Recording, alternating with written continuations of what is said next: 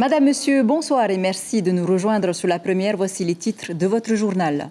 Les pluies radioactives qui ont touché la presqu'île sont sans doute plus importantes que celles annoncées, révèle l'ouvrage Toxique. Nous sommes allés à la rencontre de la population de Vairao et Toahutu, une population inquiète.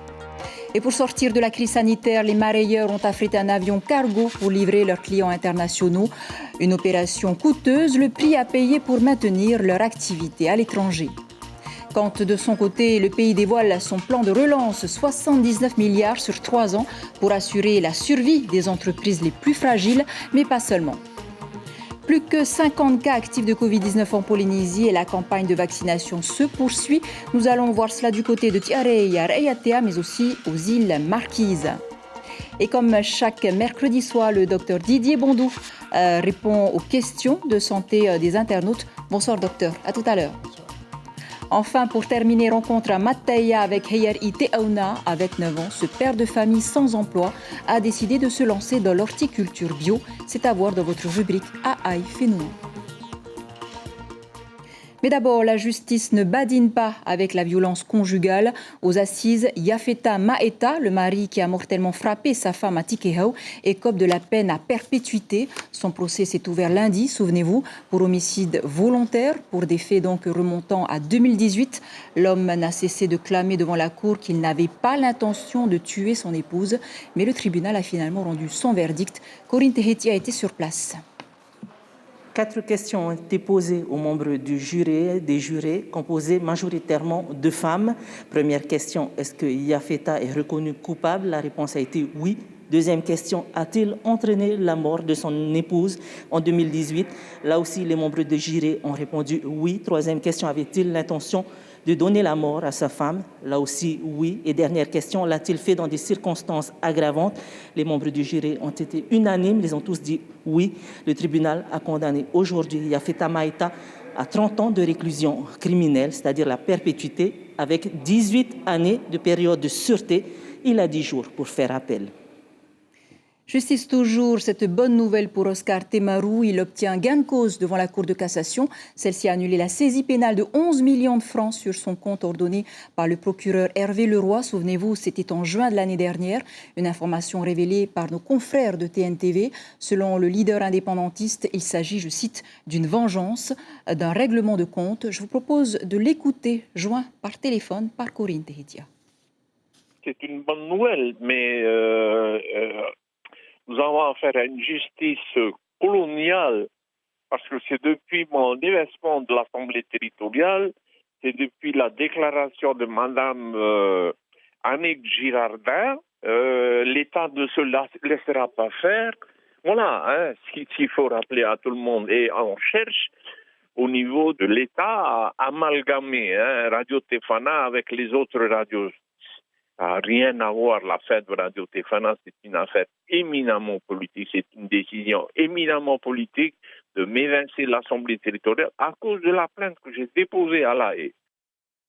Et l'affaire devrait être rejugée à Tahiti dans 2 mois.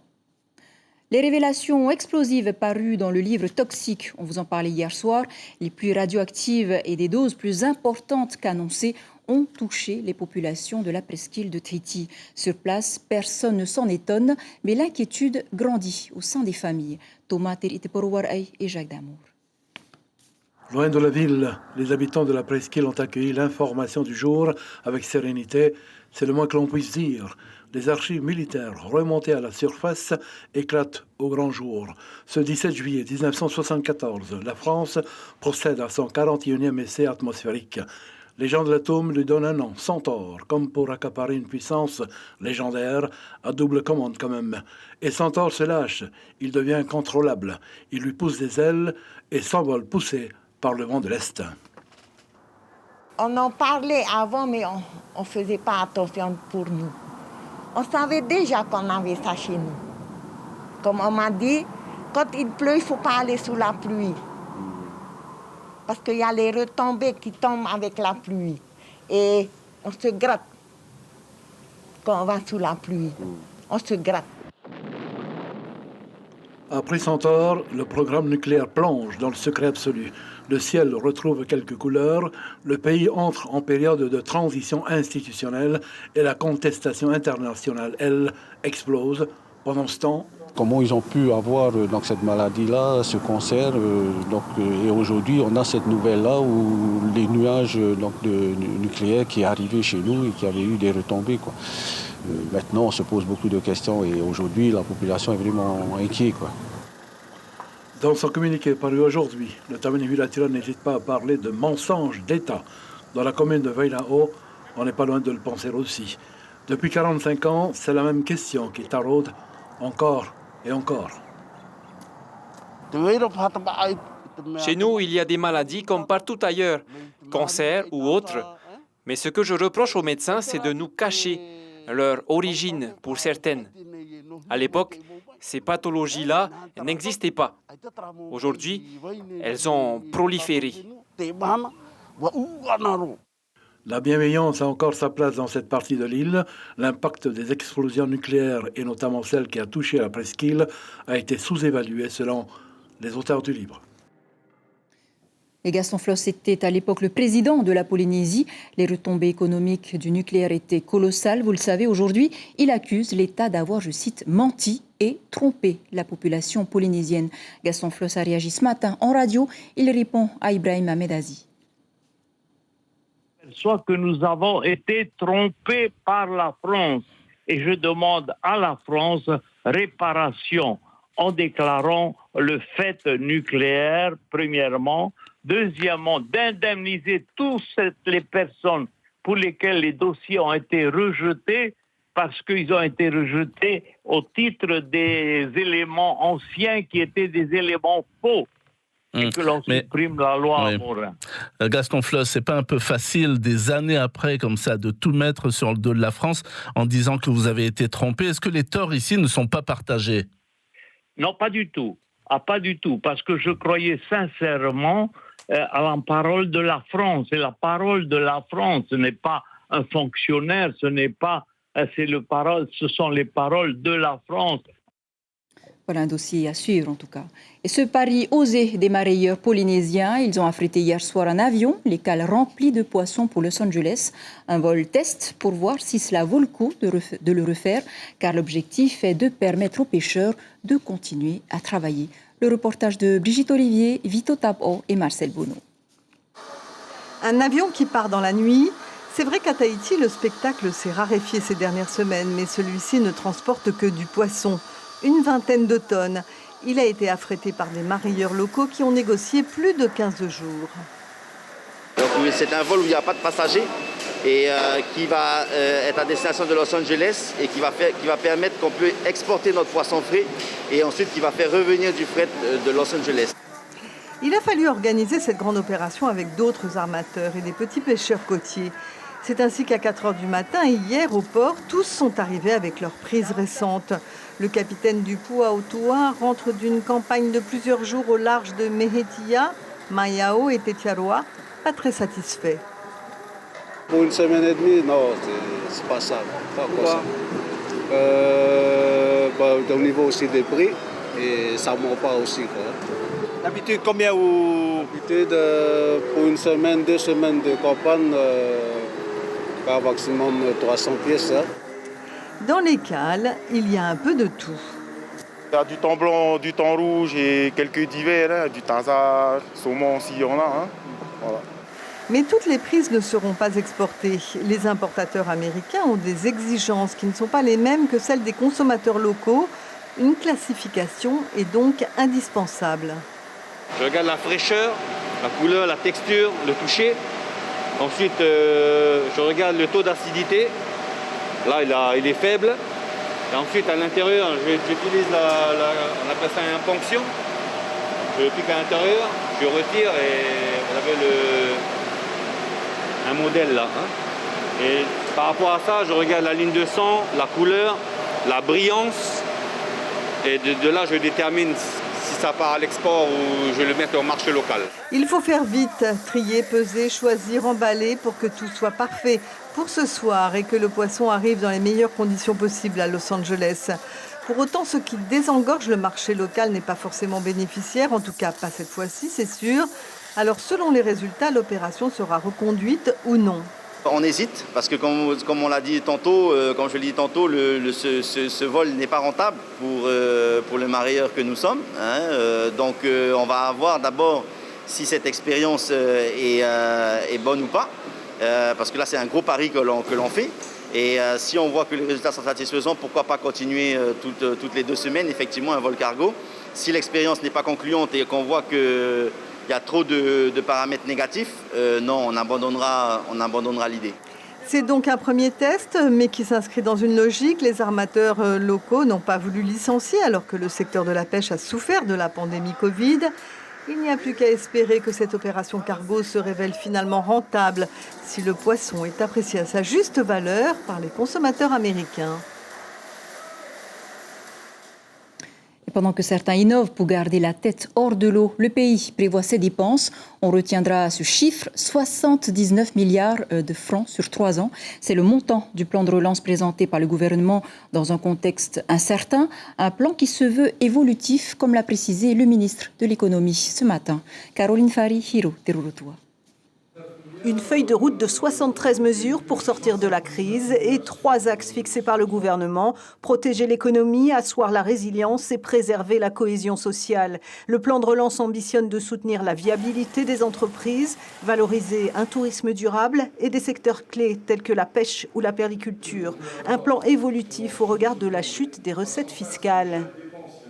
Nous avons prévu effectivement une baisse des recettes fiscales pour 2021. Ce qui nous préoccupe aujourd'hui, en tout cas, nous travaillons sur les modèles, c'est le niveau des recettes fiscales de 2022 et 2023. Donc nous anticipons les 2 prochaines années. Évolutif également car les 79 milliards représentent l'argent public. L'exécutif attend à présent les investissements du privé. Les fonds répartis sur 3 ans, dont 42 milliards sur 2021, ne seront pourtant pas suffisants pour enclencher la relance. Le pays devra évaluer au plus juste le second prêt garanti par l'État. Le premier prêt était de l'ordre de 28 milliards.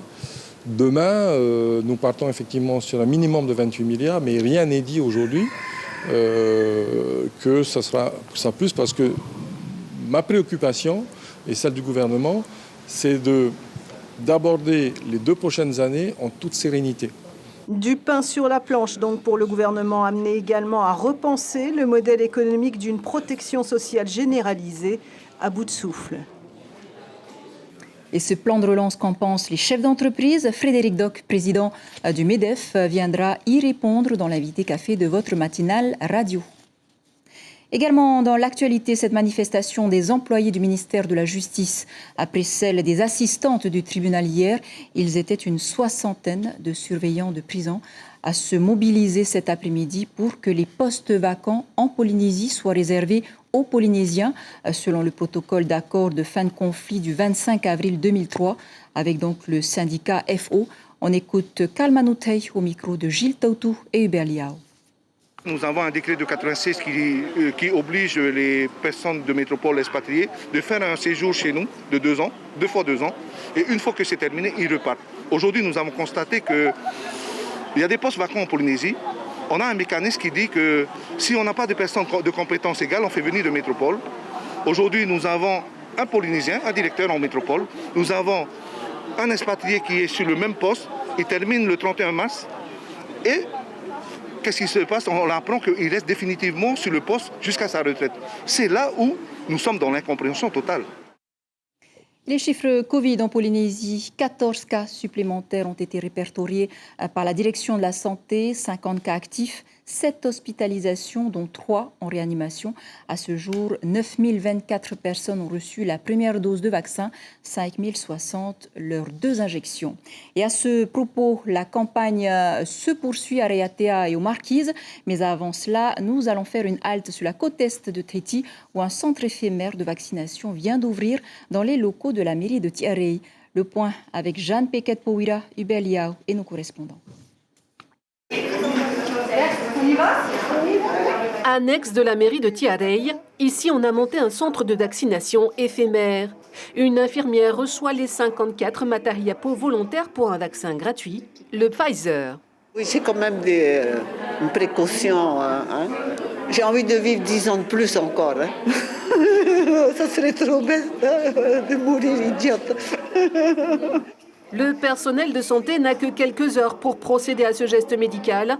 Le temps de vie du précieux liquide une fois sorti de son caisson réfrigéré. Dehors, les élus veillent au bon déroulement de cette opération sanitaire. C'est pas fini, même si on voit bien la baisse des personnes touchées par le Covid-19 dans notre commune Tiareil, mais le combat ne s'arrête pas. Il faut que ça continue, il faut que tout le monde se protège. On a enregistré. On a enregistré où? Centre de soins de Reatea, le scénario est le même. Les personnes vulnérables et prioritaires se succèdent au cabinet médical. Pas de file d'attente, les futurs vaccinés sont aussitôt pris en charge avec comme consigne de les garder 15 minutes après leur avoir inoculé le vaccin. L'île, qui a connu un pic avec 60 malades, n'en compte plus que 3. C'est une très bonne nouvelle, ça veut dire qu'effectivement on a quand même a priori bien travaillé. Maintenant il faut effectivement qu'on protège le maximum de gens avant qu'on reprenne éventuellement les vols internationaux et l'activité touristique. Au nord de la Polynésie, ou à Pau, une équipe médicale effectue le même rituel sans que rien ne soit laissé au hasard. La difficulté de ce vaccin, c'est qu'une fois qu'il est décongelé, on peut l'utiliser seulement pendant quelques jours. Donc quand on va recevoir les doses, on ne va avoir que 3 jours pour pouvoir vacciner tout le monde. C'est important d'avoir le nombre exact de volontaires pour faire la commande du juste nombre de doses et ne rien gaspiller surtout. À Nukuhiva, même son de cloche, 700 doses à injecter pour vacciner au moins 50% des habitants. L'objectif étant d'atteindre un taux de vaccination de 80% pour avoir cette immunité vaccinale qui nous permettra de lutter efficacement contre l'épidémie de coronavirus. Une course contre la montre que la cellule Covid compte bien remporter avec au moins 70% de la population vaccinée d'ici août. Docteur Didier Bondou, merci d'être avec nous ce soir. Question générale d'abord. La campagne de vaccination en est à sa phase 2 à Tahiti et Moorea. Les îles sous le vent sont déjà à la phase 4. Finalement, est-ce que tout le monde peut demander à se faire vacciner ? Tout dépend du lieu de résidence, justement. La direction de la santé et ceux qui gèrent la répartition de la vaccination, c'est fait en fonction de la population. C'est sûr qu'on ne peut pas répartir de la même façon sur une île comme Tahiti, comme sur une île des Tuamotu. Donc, c'est que les îles éloignées, Raiatea, la grande majorité de la population peut se faire vacciner dans ces îles-là. Une question maintenant d'une internaute, Raumana. Au rythme où vont les vaccinations, combien de temps faut-il attendre pour retrouver une vie normale ? C'est une bonne question. Tout le monde l'attend, cette vie normale. Il ne faut quand même pas oublier, c'est qu'on est tous en attente d'une immunité collective, qu'elle soit artificielle par le vaccin ou qu'elle soit eue par la maladie en elle-même. Il ne faut pas oublier que le vaccin, on ne doit pas vacciner les enfants et les gens de moins de 18 ans, qui représentent quand même une certaine quantité de la population. Donc cette immunité collective, on l'aura, mais quand ? C'est un grand point d'interrogation. Une question de vaïté. Pour le vaccin, dois-je venir avec des documents particuliers ? Non, pas du tout. Une simple ordonnance du médecin traitant qui ordonne ou qui fait prescrire cette vaccination est possible. Il y a des formulaires qui sont émanants de la direction de la santé qu'on peut remplir, mais une simple ordonnance peut suffire. Une dernière question donc de Norbert. Que pensez-vous d'un passeport vaccinal pour permettre de lever les restrictions ? Alors, il y a le médecin qui peut parler, il y a aussi la personne privée. Je pense que ça Vous, répond en tant que médecin, beaucoup par de questions. En tant que médecin, c'est vrai que beaucoup de questions sont en suspens. Il y a un problème éthique, il y a beaucoup de choses qui sont là derrière. C'est vrai que des pays sont en train de le mettre en place, comme la Chine d'ailleurs, c'est déjà quasiment prêt. Des compagnies aériennes le mettent en place, Air Singapour le font. Maintenant, ça soulève beaucoup de problèmes parce que ça voudra dire que tous les gens qui sont susceptibles d'être vaccinés ou qui le souhaitent l'ont été, pour qu'il n'y ait pas de disparité entre les gens qui ont volontairement choisi d'être vaccinés et qui ne l'ont pas pu l'être, et ceux qui souhaitent ne pas l'être. Donc pour ça, vous, c'est un gros problème. C'est compliqué. Merci beaucoup, docteur Didier Bondou, d'avoir répondu à nos questions. On vous retrouve donc mercredi prochain. Merci, bonsoir. Et votre émission Ara Ora revient ce soir avec ce thème « Bien vivre avec sa maladie ». En cette période de crise de Covid-19, la vigilance reste de mise, notamment pour les personnes atteintes de pathologies lourdes, telles que le diabète. En voici un extrait.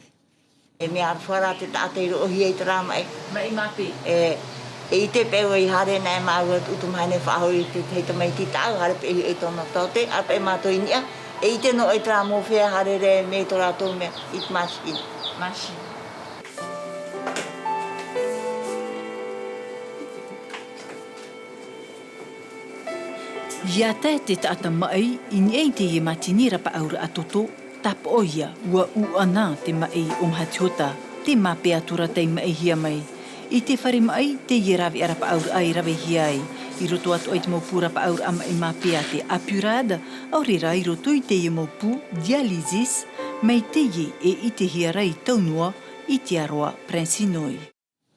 Voilà, Raoura, c'est donc en langue tahitienne, c'est à 19h30, animé par Stella Tarouamea.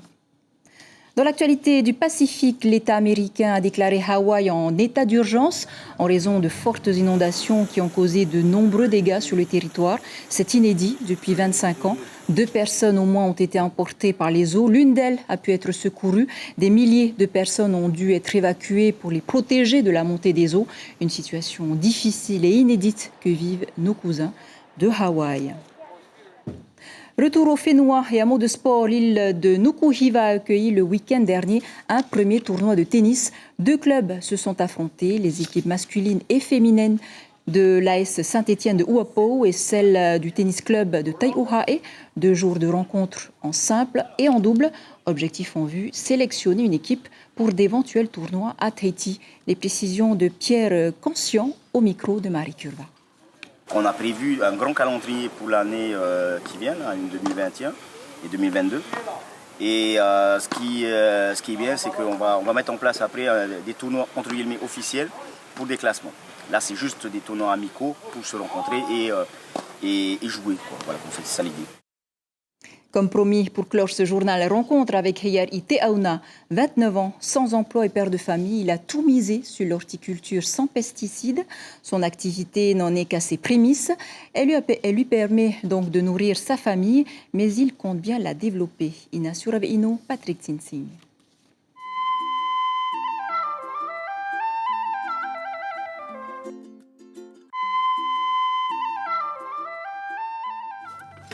À 29 ans, Heyari a la tête sur les épaules. Ce père de 2 enfants a pas mal galéré avant de se lancer dans l'horticulture qu'il qualifie aujourd'hui de biologique. Il n'y a pas de chimique. J'utilise aussi l'engrais de poisson, l'engrais des feuilles mortes. J'utilise ça pour gagner un peu plus, pour avoir un peu plus d'argent pour la famille.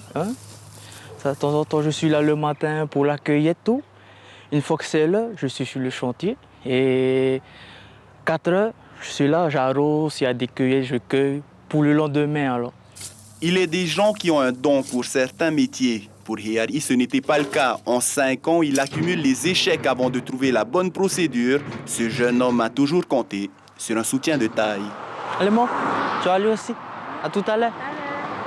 Edith, la mère de Heyari, l'a soutenu depuis le début, pour le meilleur et quelquefois pour le pire. Ici, il me dit c'est dur, il veut abandonner. Je lui dis non, c'est comme ça. Il faut toujours essayer, mais pas tout seul. Si on est derrière, ça va. Mais s'il est tout seul, il va abandonner. 16 heures, le chantier est terminé. Heyari remet la main à la pâte. Pas de repos pour les braves. Les pneus, c'est pour pouvoir planter différemment. Pourquoi j'ai utilisé le pneu? C'est pour pouvoir éviter de mettre en terre, surtout pour le débroussage. Et pourquoi j'ai coupé, c'est pour pouvoir avoir une superficie un peu plus large. Si tu coupes pas, c'est un peu plus petit, il y a du vide. C'est que du cacapoule mélangé avec de l'eau. Et j'arrose.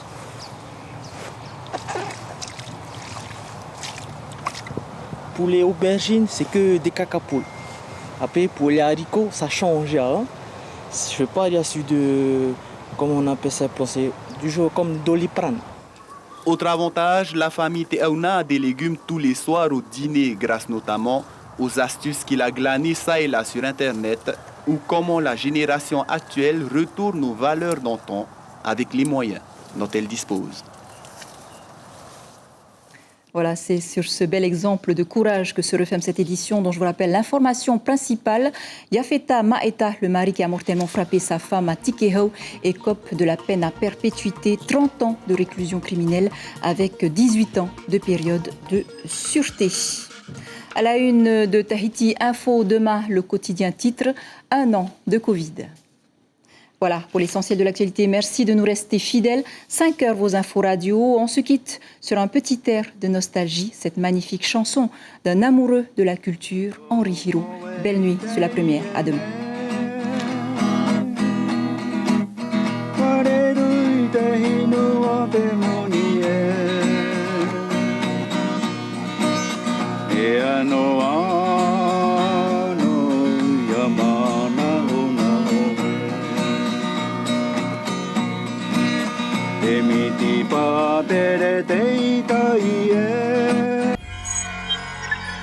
Retrouvez ce programme en replay sur notre site internet